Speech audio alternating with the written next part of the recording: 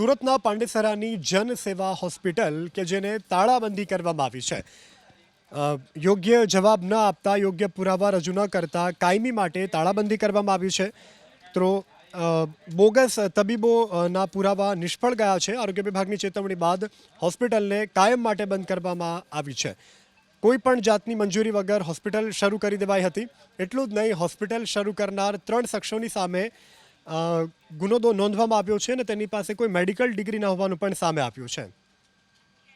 સુરતના પાંડેસરાની જન સેવા હોસ્પિટલ કે જેને તાળાબંધી કરવામાં આવી છે યોગ્ય જવાબ ન આપતા યોગ્ય પુરાવા રજૂ ન કરતા કાયમી માટે તાળાબંધી કરવામાં આવી છે તો બોગસ તબીબોના પુરાવા નિષ્ફળ ગયા છે। આરોગ્ય વિભાગની ચેતવણી બાદ હોસ્પિટલને કાયમ માટે બંધ કરવામાં આવી છે।